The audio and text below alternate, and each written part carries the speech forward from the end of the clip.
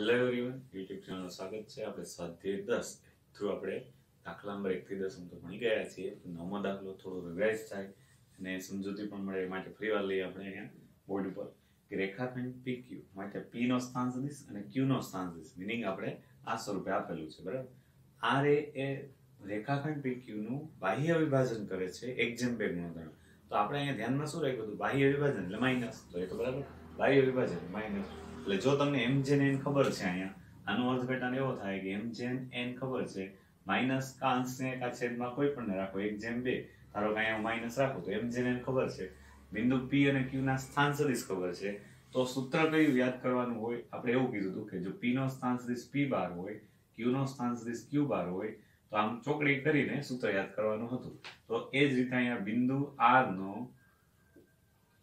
સ્થાન સદિશ કેવી રીતે મળે સૂત્ર દ્વારા? તો એ યાદ કરવા માટે આપણે m અને n ને ધ્યાનમાં રાખી અહીંયા ધારો કે m જેન n ગુણોત્તર આપ્યો હોય તો m q બાર પ્લસ n p બાર આવી રીતે કોઈ બે બિંદુ આપેલા હોય અને એના સ્થાન સદિશ અજ્ઞાત સ્વરૂપે p અને q હોય.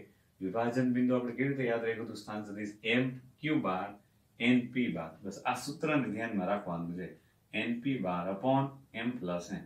તો અહીંયા હું બધી કિંમત મૂકી દઉં.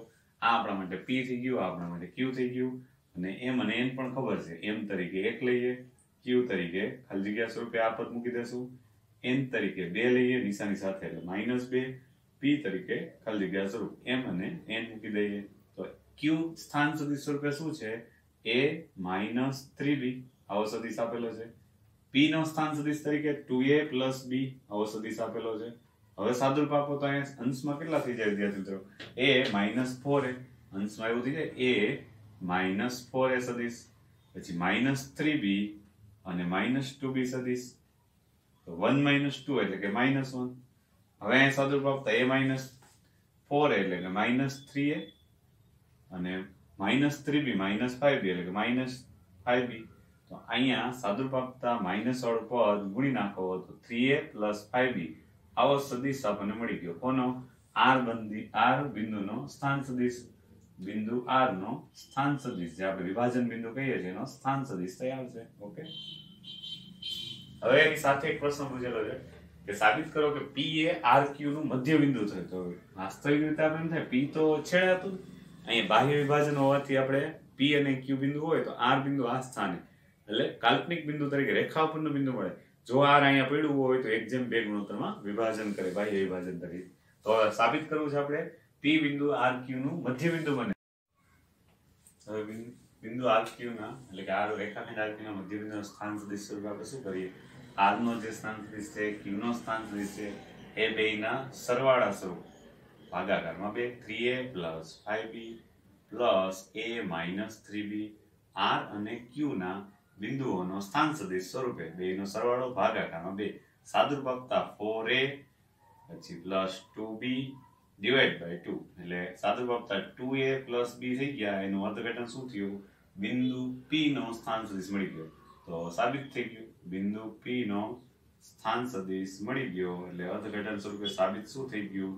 તો કે rq નું મધ્ય બિંદુ p જ બને છે. તેથી રેખાખંડ rq નું મધ્ય બિંદુ p બને છે, બરાબર. એટલે આ ટોપિક આપણે ત્યાં ચર્ચા કરવા થઈ ગઈ હતી, તો આ સાથે એ પણ ચર્ચા થઈ ગઈ. દાખલા નંબર 9 માં આ સૂત્ર ખાસ સ્થાન સદિશ સ્વરૂપે જરૂર પડે તો યાદ રાખવાનું. જો ક્રમયુક્ત 3 સ્વરૂપે આપેલું હોય તો mx2 + nx1 વાળું જે આપણે ઉપયોગ કરીએ છીએ એનો જ આપણે વારંવાર ઉપયોગ કરશું, પણ સ્થાન સદિશ આપ્યા હોય તો આ રીતે દર્શાવવું જરૂરી છે. દાખલા નંબર 11 માં વિદ્યાર્થી મિત્રો કે એવો સદિશ તૈયાર કરો કે જે અક્ષો ox oy અને oz સાથે, મીનિંગ કે x અક્ષની ધન દિશા, y અક્ષની ધન દિશા અને z અક્ષની ધન દિશા સાથે સમાન માપના ખૂણા બનાવે છે. તો અહીં આપણે શું કહેશું? અહીં આલ્ફા, બીટા અને ગેમા સમાન આપેલ છે. આવું આપણને આપેલું છે એવું કહેવાય, કારણ કે જ્યારે પણ આપણે કોઈ સદિશના અક્ષો સાથેના ખૂણા લઈએ ત્યારે આલ્ફા, બીટા, ગેમા લઈએ છીએ. તો ધારો કે આ સદિશે આલ્ફા, બીટા, ગેમા ખૂણા બનાવેલા હોય, સમાન આપેલ છે. તો જ્યાં આલ્ફા, બીટા અને ગેમા આપણે નામ આપી દે. આલ્ફા, બીટા અને ગેમા એ સદિશે બનાવેલ ખૂણા છે, બરાબર. અક્ષો સાથે સદિશે અક્ષો સાથે બનાવેલ ખૂણા છે. ઓકે, તો હવે આપણે એમ કહીએ કે આલ્ફા, બીટા, ગેમા જો અક્ષો સાથેના ખૂણા હોય તો એનું સૂત્ર related cos² alpha plus cos square beta plus cos square gamma હંમેશા 1 થાય એ પણ આપણે સૂત્ર સ્વરૂપે યાદ હોય. આપણે કના ઉપરથી લીધું હતું, કોઈ પણ સદિશ આપેલો હોય એનો એકમ સદિશ તૈયાર કરો એટલે 11 એની દિક કોસાઇન એટલે cos alpha cos beta cos gamma, તો એના વર્ગોનો સરવાળો 1 થાય. અહીંયા આલ્ફા બીટા અને ગેમા સમાન છે તો તેથી એવું કહી શકાય કોસ આલ્ફા બરાબર કોસ બીટા બરાબર કોસ ગેમા. તો આ પદનો આપણે અથવા પરિણામ નંબર 1 નો ઉપયોગ કરીએ. કોસ બીટા ને બદલે કોસ આલ્ફા લખી શકાય. કોસ સ્ક્વેર આલ્ફા જેમના તેમ કોસ સ્ક્વેર આલ્ફા પાછા cos square alpha is equal to 1, meaning કે 3 cos square alpha is equal to 1. એટલે કે કોસ સ્ક્વેર આલ્ફા બરાબર કેટલા થઈ જશે 1/3. કોસ આલ્ફા બરાબર પ્લસ ઓર માઇનસ 1/√3, પણ અહીંયા દિક કોસાઇન જરૂરિયાત છે ત્યારે 1/√3 એટલે સીધું લખી નાખું. તેથી માગેલ સદિશની દિક કોસાઇન દિક કોસાઇન બધું સરખી જ છે. દિક કોસાઇન કારણ કે એક તો અહીંયા પરિણામ 1 ઉપરથી કહી શકો કે ભાઈ અહીંયા બધું સમાન જ છે. માગેલ સદિશની દિક કોસાઇન એકવાર 1/√3 આવી તો એ જ કોસ બીટા રહેવાની, એ જ કોસ ગેમા રહેવાની, એટલે 1/√3 આ પ્રકારે દિક કોસાઇન થઈ જાય. નામે સમજી શકો આ એકમ સદિશ જ બને. તો આલ્ફા બીટા ગેમા સમાન હોય એ સદિશની દિક કોસાઇન આ પ્રકારે જે માગેલ પરિણામ છે 1/√3 મળે છે. ઓકે, ખૂબ સરળ દાખલો થઈ ગયો. એમસીક્યુ પૂછાયેલો છે વિદ્યાર્થી મિત્રો, ટૂંકા પ્રશ્ન સ્વરૂપે ધ્યાનમાં રાખો. હવે વિદ્યાર્થી મિત્રો દાખલા નંબર 12 અગત્યનો આમ 3 સ્ટાર સ્વરૂપે એટલા માટે કહું કારણ કે એમાં કંઈક શરત સાથે ડી સદિશ મેળવવાનો છે. માહિતી આપેલી છે કે એ બી અને સી સદિશ આ પ્રકારે છે. આઈજેકે ફોર્મમાંથી મેં સીધા જ લખી નાખેલા છે. આઈજેકે ફોર્મમાંથી ક્રમયુક્ત 3 સ્વરૂપે કે એ સદિશ 1 4 2 3 2 7 બી અને સી સદિશ 2 1 4 છે. હવે ડી સદિશ એવો શોધો કે જેથી એ અને બી બંનેને લંબ હોય. એટલે કે ડી સદિશ આપણી પાસે જે પડ્યો હશે, માની લઈએ આપણે આ એ અને બી સદિશ છે, આપણે માર્ક કરવા ડી સદિશ છે ઈ એ અને બી બંનેને લંબ થતો હોય તો આપણે એવું વિચારીએ કે એ અને બી બંનેને લંબ સદિશ, તો આનો ક્રોસ પ્રોડક્ટ કરો એટલે જમણા હાથના અંગૂઠાના નિયમ આવે. મીનિંગ કે આ એ ક્રોસ બી સદિશ તો આ બેને લંબ થાય જ, પણ આપણે એમ કહેવાનું કે ડી સદિશ એવો છે કે એ બી અને બંનેને લંબ હોય. મીનિંગ આ એ ક્રોસ બી ની દિશામાં ક્યાંક હશે. તો સૌપ્રથમ શું કરવું પડશે? એ ક્રોસ બી તૈયાર કરવો પડશે. એક શરતનું પાલન થાય છે એવું વિચારી અને આપણે એવું ધારીએ કે ધારો કે ડી સદિશ એવો છે આ બંનેને લંબ, તો એ અને બી નો ક્રોસ પ્રોડક્ટ ગોતી લઈએ. તો સૌપ્રથમ અહીંયા એ ક્રોસ બી ની જરૂરિયાત પડી, એ માટે એ ક્રોસ બી મેળવીએ. બરાબર, તો એ ક્રોસ બી કેમ મેળવવા? યા તો નિશ્ચયક સ્વરૂપે આઈજેકે કરે અને એ અને બી બંને હાર મૂકી દો, અથવા આપણે દર્શાવેલું શોર્ટકટ પરિણામ જો એવું આવડે ડાયરેક્ટ તો એ પણ કરી શકો. શું કામ કરવાનું? એ અને બી આમ ઉપર નીચે ઘટકો લખી જે એક્સિયમ જોતો હોય તો એક્સિયમ ઢાંકી દો અને હવે આમનો ચોકડી ગુણાકાર મારી સાથે વિચારતા જાઓ. 28 માઇનસ માઇનસ પ્લસ થઈ જાય કારણ કે બે વખત થઈ જાય. માઇનસ સૂત્રના માઇનસ આના એટલે કે માઇનસ માઇનસ પ્લસ એટલે 32 થઈ જશે. તો એ ક્રોસ બી નો પહેલો જ ઘટક શું આવી જાય? 32. પછી બીજો ઘટક જોતો હોય તો ym ઢાંકી દો, આગળ માઇનસ કરી નાખવાનું. ym ઢાંકી દો તો હવે ચોકડી ગુણાકાર કરો વિદ્યાર્થી મિત્રો. 7 1 7 માંથી 6 12 એટલે કે 1 માઇનસ તો સૂત્રના છે. પછી zm જોતો હોય તો -2 એટલે અહીંયા પદ -2 રાખવું, રફ કામ સમજાવતો જાઓ અને -12 એટલે કે -14 થઈ જવાના. તો આ થઈ ગયો આપણા માટે a ક્રોસ b આ પ્રકારે હોવાનું. તો અહીંયા d છે, અહીંયા d સદિશ એ ક્રોસ b ને સમાંતર હોય. આપણે સમજૂતી મેળવી કે ભાઈ a અને b ને લંબ થાય એવો તો a ક્રોસ b અંગૂઠાના નિયમ પ્રમાણે જમણા હાથના અંગૂઠાના નિયમ પ્રમાણે થાય. તો એને કદાચ લંબ સમાંતર હોય તો a ક્રોસ b ને લંબ કહેવાય, a અને b બંનેને લંબ કહેવાય. તો d A a cross b ને સમાંતર હોય ત્યારે સમાંતર હોય. તો તેથી d સદિશને આપણે કેવા સ્વરૂપમાં રાખીએ? જેમ સમાંતર સદિશ માટે કેમ y બાર kx બાર રાખતા, ટૂંકમાં એની દિશામાં કંઈક એટલા ગણો. તો d બરાબર k અને a ક્રોસ b લખી શકાય. તો a ક્રોસ b આપણે જે પરિણામ મેળવ્યું છે એટલે d સદિશ તૈયાર છે આપણા માટે. 32k -k અને -14k. d સદિશ એમ માનો મળી જ ગયો. આ d સદિશ આપણા માટે તૈયાર જ છે. પરિણામ એક કહી દઉં, અજ્ઞાત k છે એ મળી જાય એટલે આપણે d સદિશ તૈયાર. એ માટે બીજી માહિતી આપેલી છે, બીજી શરત એવો સદિશ d છે, એવો સદિશ છે કે જો c સાથે ડોટ પ્રોડક્ટ કરો તો પાછો 15 થાય છે જવાબ સ્વરૂપે. તો અહીંયા બીજી શરત જે આપેલી છે c ડોટ d એટલે કે c ડોટ d બરાબર 15 આપેલી છે. આ શરતનો ઉપયોગ કરો. આ બંનેનો ડોટ પ્રોડક્ટ 0, c સદિશ એટલે 2 -1 4 નો d સદિશ સાથે dot product લીજો 32k -k -14k એના બરાબર 0. સાદુરૂપ આપતા 32 2 64 કે માઇનસ માઇનસ પ્લસ કે અને માઇનસ 14 4 56 કે એમાં માઇનસ 56 કે રહેશે બરાબર 0. હવે અહીંયા સાદુરૂપ આપીએ વિદ્યાર્થી મિત્રો કે વાળા જ બધા પદ છે તો સાદુરૂપ આપવામાં અહીંયાથી જશે 55 65 કે એના 65 સોરી અહીંયા 15 આપેલું છે રકમમાં જ 15 છે બરાબર ડોટ પ્રોડક્ટ 15 તો અહીંયા પણ 15 તો સાદુરૂપ આપતા અહીંયા 65 કે માઇનસ 56 કે તો આનું સાદુરૂપ આપી દેશું 65 માંથી 56 જાય એટલે કેટલા વધે 9 વધે તો અહીંયા સાદુરૂપ આપતા વિદ્યાર્થી મિત્રો શું વધશે 9k બરાબર 15 તો k બરાબર 15 ના છેદમાં 9 તો આપણે k મળી જાય એટલે d સદિશ મળી ગયો k બરાબર 5 તેરી 15 3 3 9 એટલે k બરાબર 5/3 જે સમીકરણ 1 માં મૂકતા સમીકરણ અથવા પરિણામ 1 જે આવ્યું છે એમાં મૂકતા એટલે કે d સદિશ જરૂરી સદિશ આ પ્રકારનો હોવાનો 32 ગુણાકારમાં 5/3 તો અહીંયા હું 5/3 k સ્વરૂપના છે એ બધા હારે ગુણું તો પણ ચાલે અને બહાર મૂકી દો 5/3 k સ્વરૂપના 32 -1 -14 તો આપણો માગેલ સદિશ d આ પ્રકારનો હોય જે માગેલ સદિશ છે માગેલ સદિશનો આપણે દર્શાવી દીધો જવાબ તો અહીંયા જરૂરિયાત શું છે એક તો a અને b ને લંબ હોય એને સમાંતર થતો હોય આપણે સમજૂતી ફરીવાર યાદ કરાવીએ આ a અને b છે એને લંબ સદિશ કોણ થાય આનો ક્રોસ પ્રોડક્ટ લંબગોઠવો a ક્રોસ b જેવા પ્રકારનો હોઈ શકે સદિશ એટલે આપણે શું લઈ લીધું d સદિશ k પ્રકારનો a ક્રોસ b નો k આરે ગુણી નાખો એટલે એને સમાંતર સદિશ થઈ ગયો એક k મળી જાય એના માટે બીજો ડોટ પ્રોડક્ટ આપેલો છે પછી સરળ થઈ જાય દાખલો એક આ શરત ખાસ સમજાવી જોઈએ દાખલા નંબર 13 માં આપેલ સદિશો એ આઈજેક સ્વરૂપમાં સંયુક્ત સ્વરૂપે ગોઠવાયા હતા મેં ક્રમિક ત્રય સ્વરૂપે એમને નામ પણ આપી દીધું નામ એ લોકોએ નથી આપ્યું આ સદિશ એ 2 4 -5 અને b લેમ્બડા 2 3 આ પ્રકારના સદિશના સરવાળાની દિશામાં એકમ સદિશ તૈયાર કરો તો પેલું કામ આપણે શું કરવાનું આનો સરવાળો એનો એકમ સદિશ તૈયાર કરી લઈએ એ જે નવો સદિશ બને a + b એને એના માન વડે ભાગીને જે નવો એકમ સદિશ બની જાય એનો તમે જો આ પ્રકારના સદિશ સાથે એટલે આ પ્રકારનો એટલે આપણે ખબર છે 1 1 1 સાથે ડોટ પ્રોડક્ટ લેશો એટલે અદિશ ગુણાકાર લેશો તો એક આવે છે તો એ પણ જવાબ આપી દીધો તો અજ્ઞાત પદ લેમ્બડા મળી જાય એટલે આમ સરળ છે દાખલો રકમ જમ્બો જેટ છે તો આપણે એનો ઉપયોગ કરવાનો રકમમાં એક સાથે બધું ન સમજાય તો પહેલા a + b તૈયાર કરો અહીંયા સરવાળાની દિશામાં એકમ સદિશ જોઈએ છે તો a + b સદિશ સરવાળા સ્વરૂપે આપણને ખબર છે અનુરૂપ ઘટકોનો સરવાળો 2 + લેમ્બડા 4 + 2 6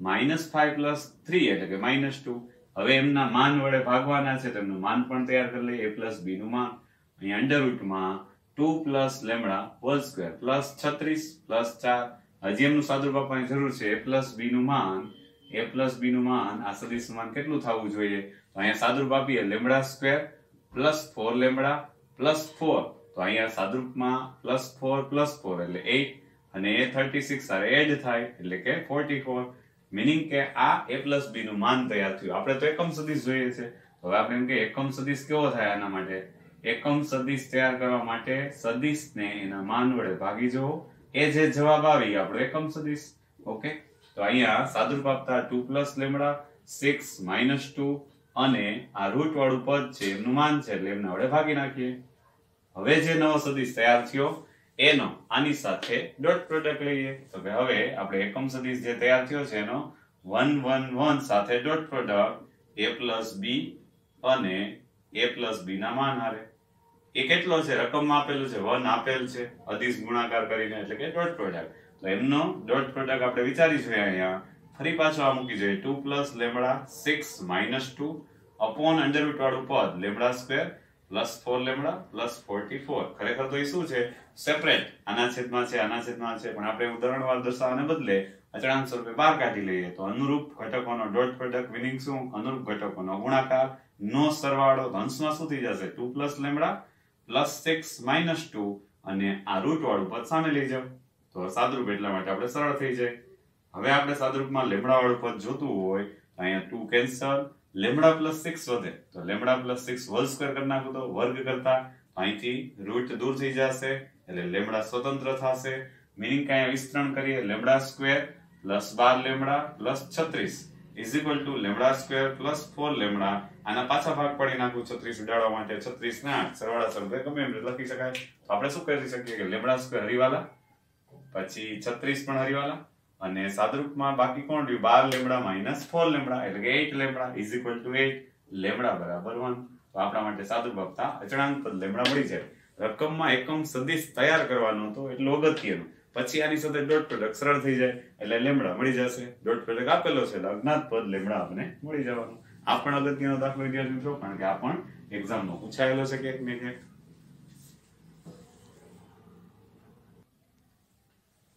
14માં દાખલા વિદ્યાર્થી મિત્રો, રકમ જમ્બો જેટ આપેલી છે. મેં એમાંથી જરૂરિયાત પ્રમાણે પરિણામ લીધા છે કે A, B અને C સદિશો સમાન માપવાળા છે. આવું રકમમાં આપેલું છે એટલે આમ લખી શકું A નું માન, B નું માન અને C નું માન ઇઝ ઇક્વલ ટુ આ બધા સમાન છે એટલે એને પરિણામ એક કહી દઉં.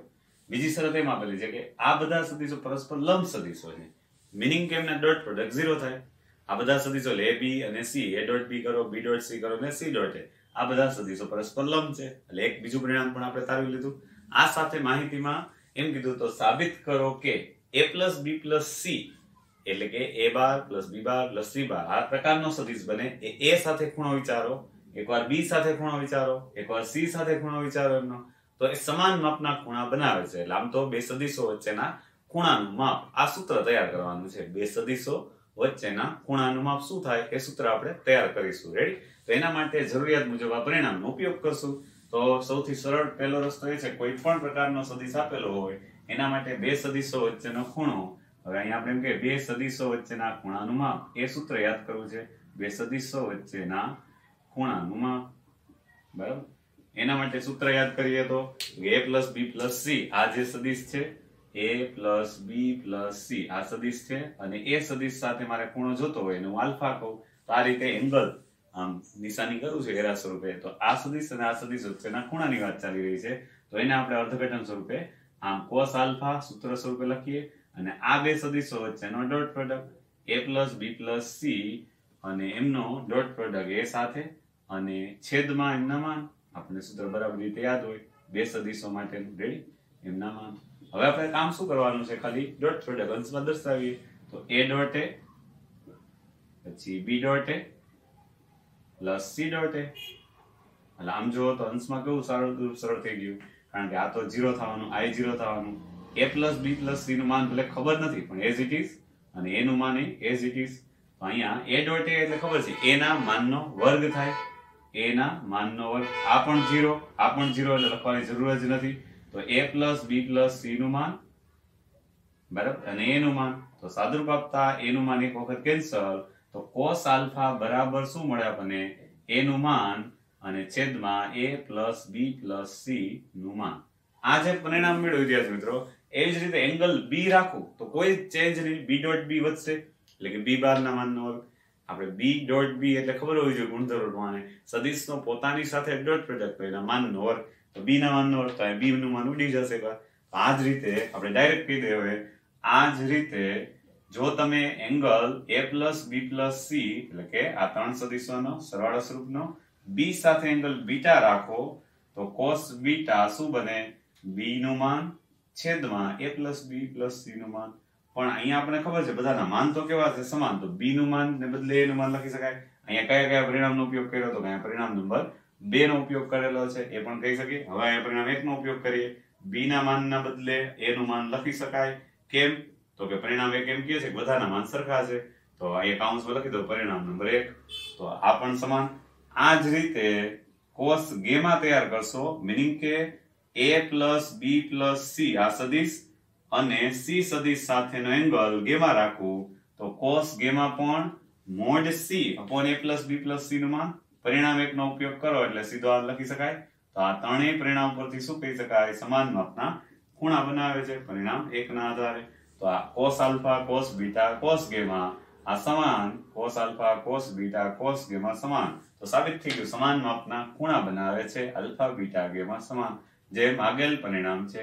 લાસ્ટમાં આપણે એવું કહી દે તમે જે માંગતા હતા એ પરિણામ આવી ગયું. આમ જો તો ખાલી બે સદિશો વચ્ચેના ખૂણા અને આ પરિણામનો ઉપયોગ કરેલો છે.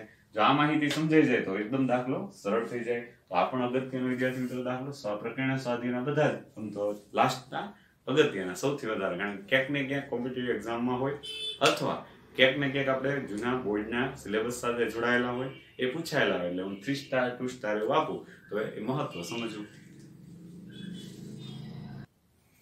વિદ્યાર્થી મિત્રો, a અને b બે શૂન્યેતર સદિશો આપેલા છે, શૂન્ય સિવાયના સદિશો. એના માટે એક પરિણામ આપેલું છે કે a plus b અને એનો પાછો dot product a plus b સાથે એ જવાબ આવે છે તો સાબિત કરો કે ડબલ ઇમ્પ્લાઇઝમાં છે, તો અને તો જ, એટલે બંને બાજુ સાબિત કરી દેવાનું.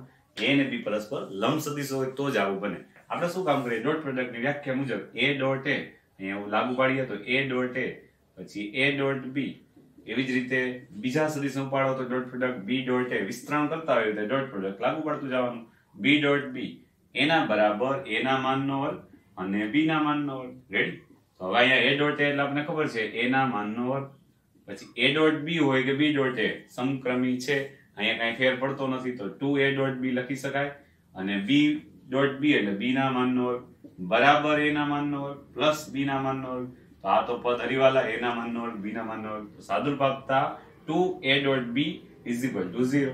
તો આનું અર્થઘટન a ડોટ b 0, અને પક્ષમાં આપેલું છે કે a અને b પૈકી કોઈ પણ શૂન્યેતર સદિશ નથી, a અને b શૂન્યેતર નથી, તો આપણે શું કહી શકીએ, કમ્પલસરી જો અહીંયા કોઈ શૂન્ય સદિશ ન આવતો હોય છતાંય ડોટ પ્રોડક્ટ 0 થતો હોય તો a અને b પરસ્પર લંબ સદિશો જ હોવા જોઈએ, એટલે કે a અને b પરસ્પર લંબ સદિશો છે. આમ વર્ણન કરી લખો તોય ચાલે, a અને b પરસ્પર લંબ સદિશો છે. તો સાબિત કરી દીધું, એક સાઈડ પરસ્પર લંબ સદિશો છે.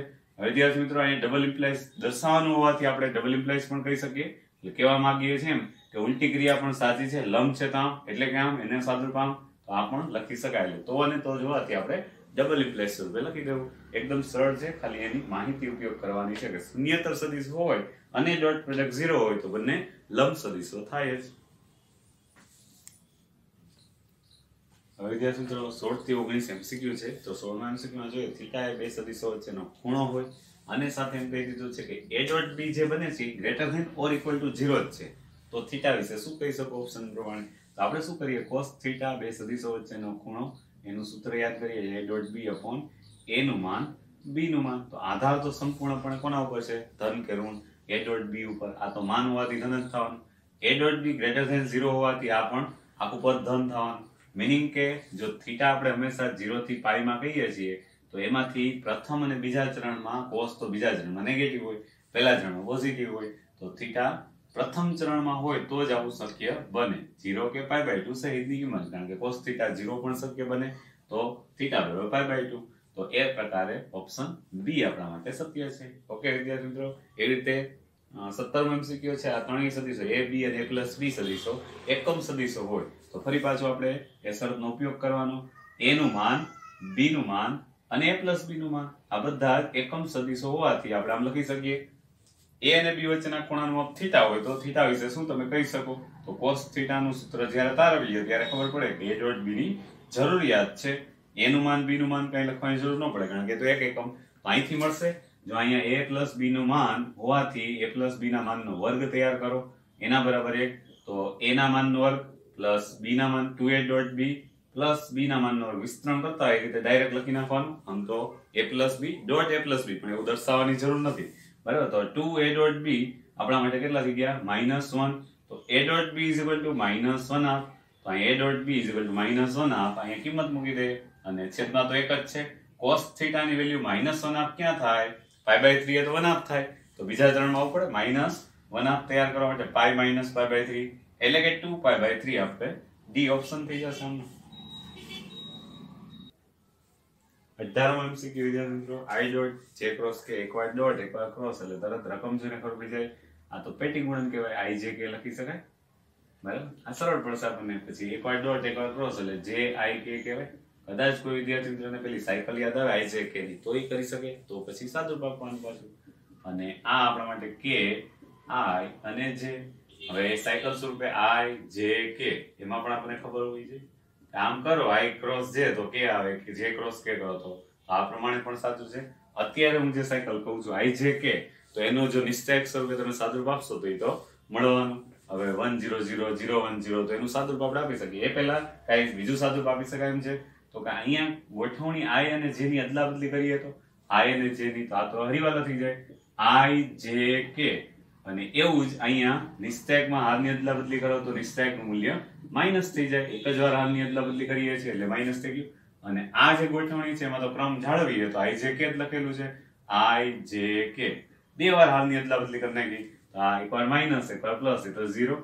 અને આ આઈ જે કે બરાબર શું થવાનું, તો નિસ્તેક સ્વરૂપે સાદુરૂપ આપી દો કે 1 0 0 0 1 0 0 0 1. સાદુરૂપ આપતા આપણે 1 મળવાના, એટલે કે આપણો જવાબ સી થઈ જવાનો. એવી રીતે 19 નો વિચારો. પોઝ કરી દો. બેકગ્રાઉન્ડ મ્યુઝિક ઓછો આવે એટલે આપણે પોઝ કરી દીધું.